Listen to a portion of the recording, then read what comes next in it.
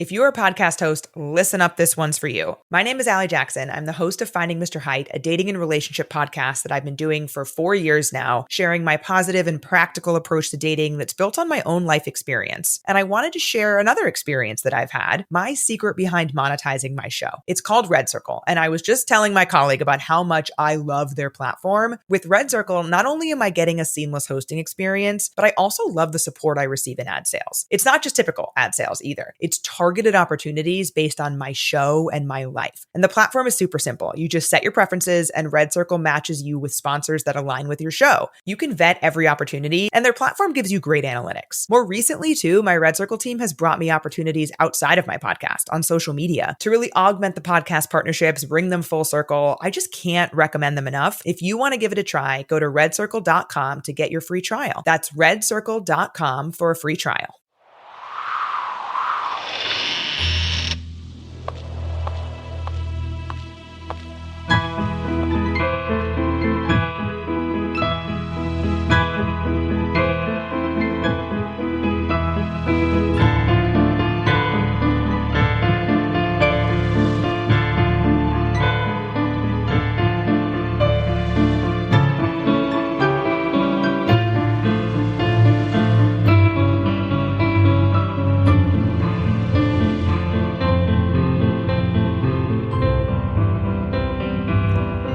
Things with Wings Productions presents The Man with a Storm in His Eyes, a Skylark Special Miniseries written exclusively for the Skylark Bell podcast.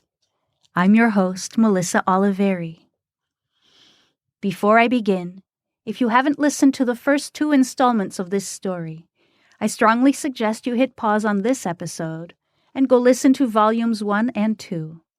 Otherwise, this episode won't make much sense. In last week's episode, Marie rescued a kitten named Jones and made the startling discovery that Mr. Holcomb had been labeled a missing person decades prior. Now, get settled in, grab a blanket and a warm drink, and let's dive back into the story.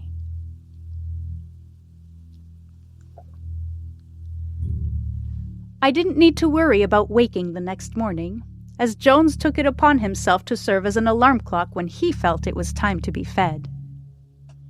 "You little rascal, you're just loving this, aren't you?" I teased, as I placed a bowl of turkey pieces with a strong pour of gravy in front of him.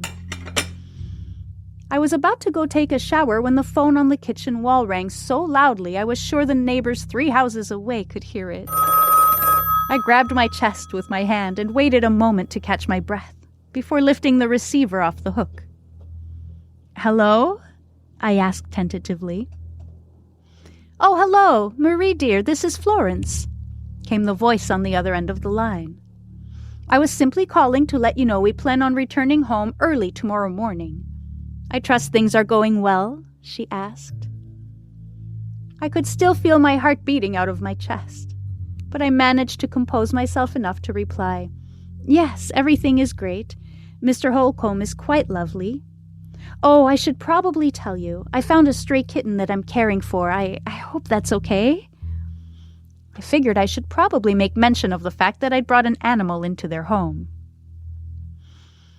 There was a moment of silence at the other end of the line, and I grew nervous that Florence was displeased. "That's quite all right, dear. I'm sure Jones is thoroughly enjoying spending the holidays with you," she eventually replied, and I heaved a sigh of relief. "Right then, we'll see you in the morning," she added before promptly ending the call. I put the phone back in its cradle. Something about the conversation was bothering me. I stood barefoot on the cold ceramic kitchen floor, running the conversation through my head again. Then it finally hit me. How did Florence know the kitten's name was Jones? On cue, Jones wandered into the room and rubbed up against my legs. I picked him up and held him at arm's length. Of course, Jones had a name tag. Perhaps Florence had seen him before. Maybe he even had a reputation for visiting neighborhood homes and getting a few extra meals out of it. "I knew you were a rascal," I giggled. I pulled him in and bumped my nose against his, mesmerized by those unearthly amber eyes, before gently placing him back on the ground. I showered and put on a festive sweater and some dressy trousers before heading upstairs to join Mr. Holcomb for Boxing Day breakfast.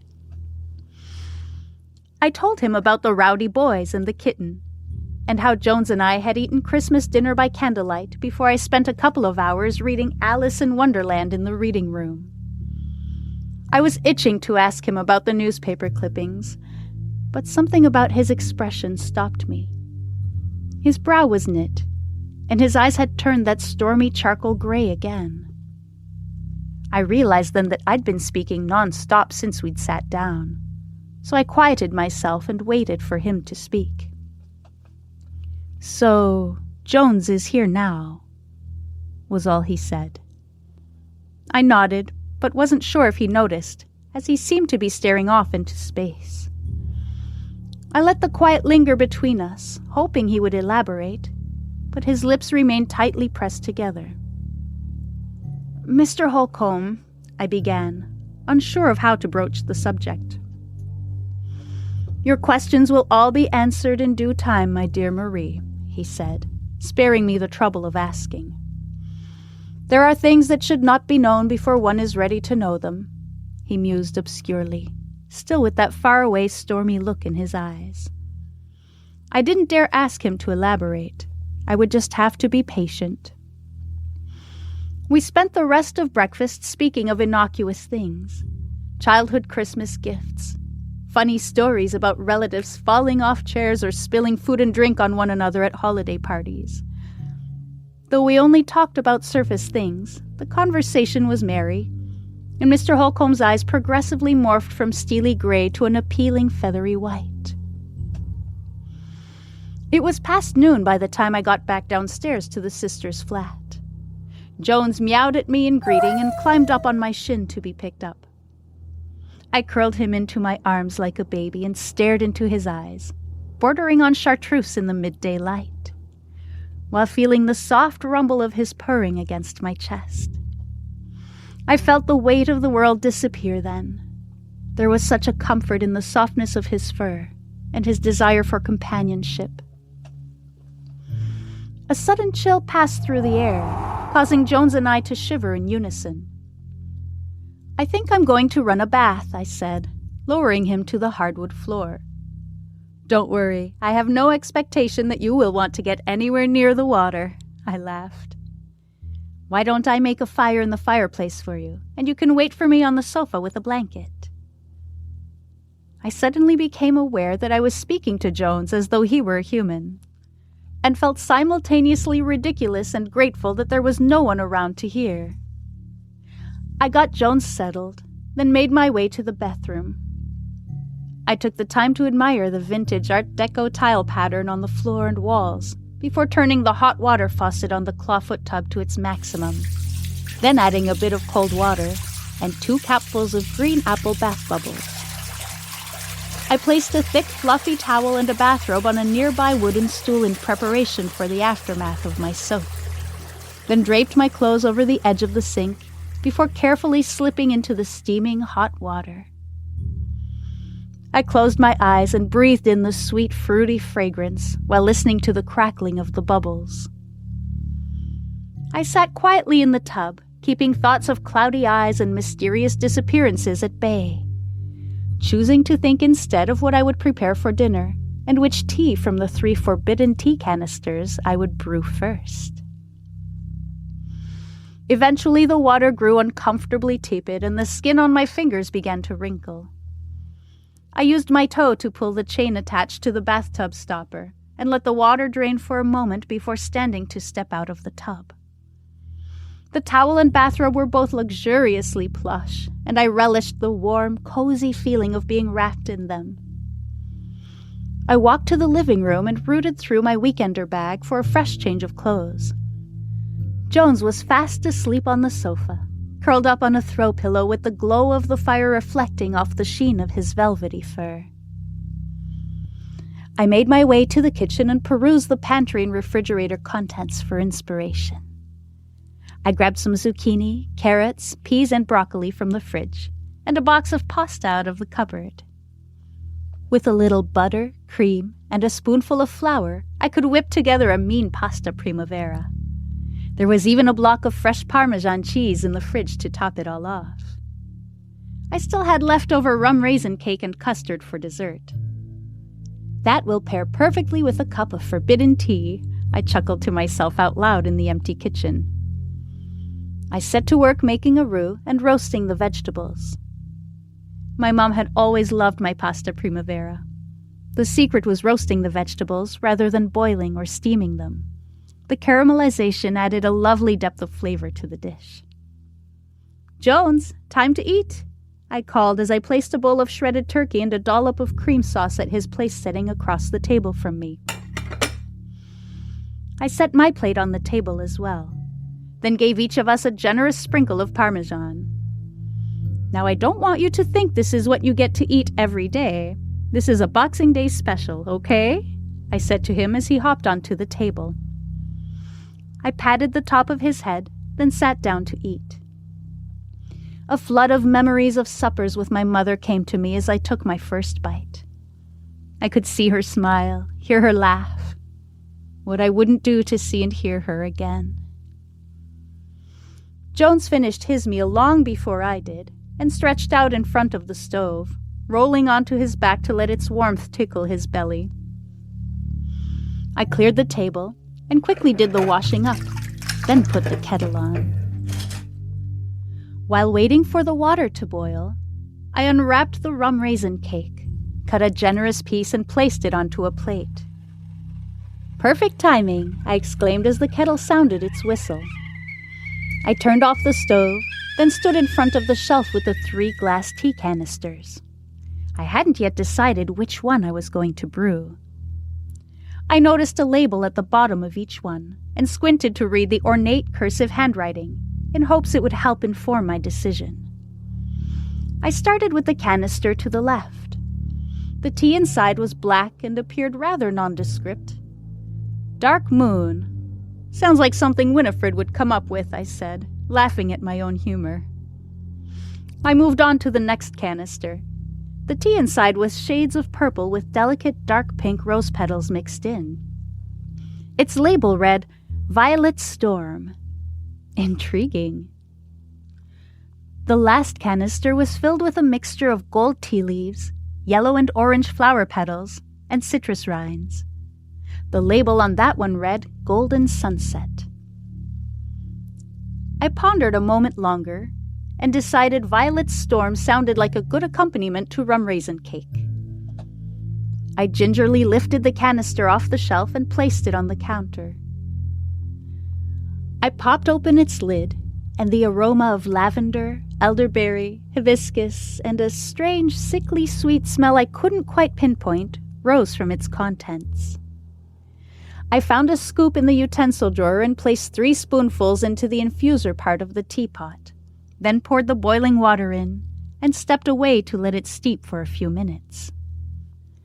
I walked to the stove and crouched next to Jones, running my hand over the sleek fur of his body. He looked up at me with those amber eyes and blinked that slow blink cats do when they're rather satisfied with their circumstances.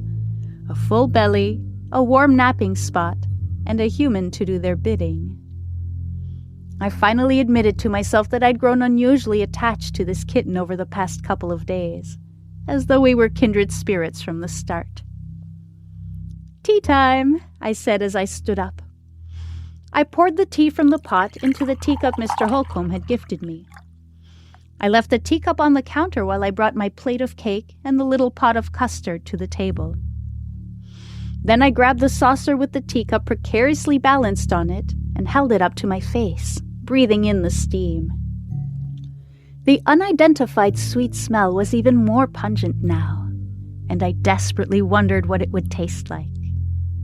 I shifted the saucer to my other hand and grabbed the teacup by its delicate handle, slowly lifting it to my mouth.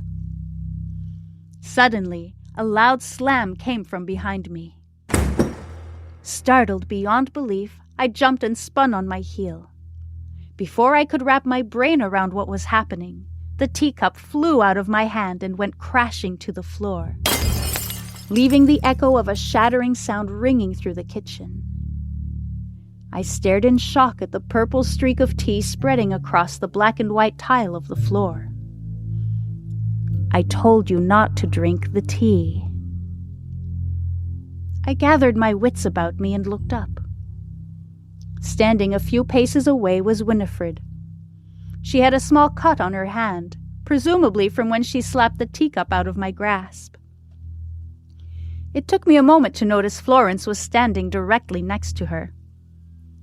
"Oh dear," breathed Florence, looking at something behind me with sadness in her eyes.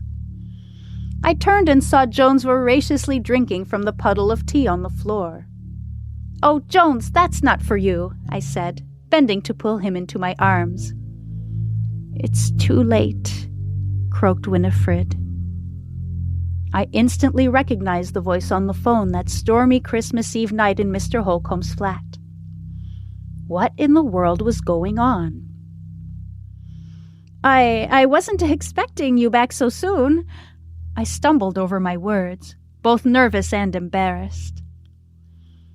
"Winifred felt strongly that we should come home early," said Florence. "It's probably best that you go home now, Marie," she added. Her voice was neutral, neither kind nor unkind, neither soft nor stern. I sheepishly bent to clean up the mess of broken porcelain on the floor. "Leave it," she said. I kept my gaze glued to the floor and withdrew to the living room to tidy up and pack my things. As I made my way into the hall, Jones sauntered over and looked up at me with those glorious glowing yellow eyes. I pondered whether I should scoop him up and take him with me, but Winifred came through the doorway to the right and stood between us, her inky eyes piercing into my soul, and slowly shook her head no. I muttered an apology and made a swift exit. I wallowed in self-pity and embarrassment for a few days, then decided to leave the confines of my flat to take a walk. I wandered through the woods where the crows cawed to one another as though saying, "Look at that ridiculous girl, a guest in someone's home and doing as she pleases with no regard for them." I felt disgraced and disappointed in myself. Making a cup of tea seemed like such a small, innocuous, harmless thing at the time, but clearly it wasn't. Clearly there was a valid reason why the sisters had forbidden it, and I should have respected their wishes. I wandered aimlessly, stopping at one point to select a drink at the local cafe. I stared hopelessly at the menu board, unable to make up my mind, and finally settled on some iced tea, then chuckled bitterly at the irony of my selection. My walk eventually took me to the top of Dimley Court. I looked down the street past the brick row houses and perfectly manicured shrubs, hesitating. Would it be out of place for me to walk by? The sisters were hermits. The odds of one of them seeing me were rather low. I decided to take my chances and turned onto their street. Every window covering at 51 Dimley Court was drawn, but I could see Jones's silhouette sitting on the windowsill, the patterned chenille of the drapes hanging behind him like a backdrop. I stood in front of the window, admiring the velvety sheen of his coat. "Jones!" I whispered as loudly as I dared. The kitten turned his head, and I gasped. I instinctively took a step back and nearly tumbled off the walkway. In the place of those glorious golden eyes that I had stared into just days before were two orbs filled with a swirl of thunderous gray clouds. The cat's head suddenly darted back and forth, as though watching something behind me. I turned to look, but there was nothing there. I stood on the empty street watching him get increasingly agitated.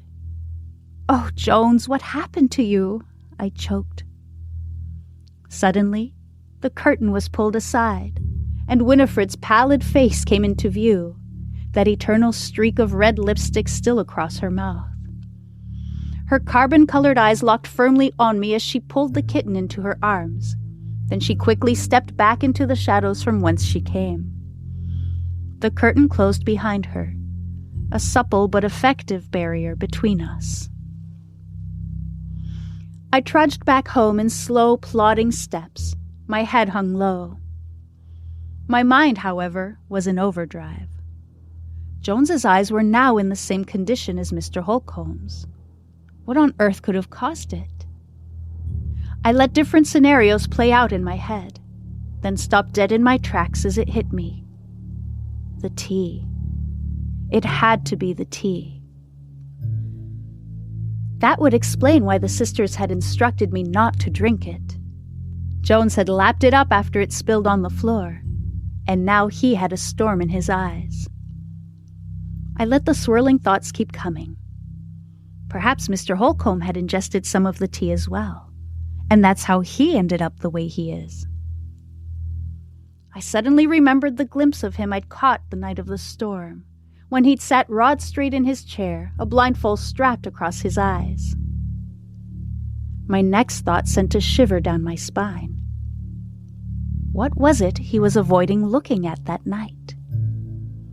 What was it exactly that Jones and Mr. Holcomb were able to see with those cloudy eyes that I apparently could not? I shuddered as I realized how closely I had come to joining their ranks. I spent the next few days alone, only going out for the odd walk in the woods and to do a bit of shopping at times when I was least likely to encounter other people. Thankfully, I didn't have to return to work until after the holidays. I rang in the new year by myself in my dark living room, doing my best to ignore the cacophony of the festivals outside the walls of my apartment. I simply wasn't in a celebratory mood, and other people's cheer was the last thing I needed. I woke at the crack of dawn the first day of the new year with the unsettling feeling that something was amiss. I heard the sound of a car door outside my window and got out of bed, tugging my twisted nightie back into place. I slid into some fuzzy slippers, then walked to the living room so I could look out the front window. My stomach clenched instantly. There, standing immobile on the walkway to my apartment building, a black 1940s-style car parked behind them, were the twins. Winifred was dressed all in black, with a black strip of fabric draped over her eyes, which made her white powdery makeup and smear of red lipstick stand out even more. In complete contrast, Florence was decked out in a floral dress, with a long brown checkered coat draped over her shoulders. The sisters' arms were laced together, presumably so Florence could guide Winifred, who surely couldn't see much, if anything, with that blindfold. Florence locked eyes with me, then carefully and deliberately bent down to place a brown leather-bound book on the pavers of the walkway to my building. She gave me a small nod, then the pair turned and methodically walked back to the old-fashioned car. Florence helped Winifred get in her seat, then walked to the driver's side and eased herself behind the wheel. I watched, equally confused and mesmerized, as the pair drove off.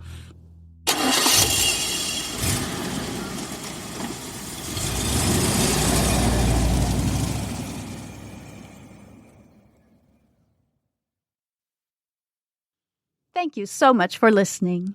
I truly hope you enjoyed this third installment of The Man with a Storm in His Eyes. Be sure to check in next week for the final installment of this story. If you enjoyed this episode, please consider leaving a rating or review.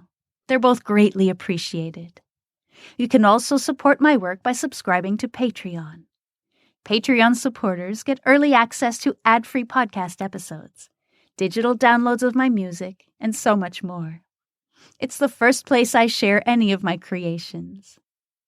However, if you prefer not to subscribe, but would like to make a one-time contribution, you can do so via your podcast platform. Any and all financial support is greatly appreciated. Once again, thank you for listening. I'm Melissa Oliveri, writer, composer, and producer of the Skylark Bell podcast.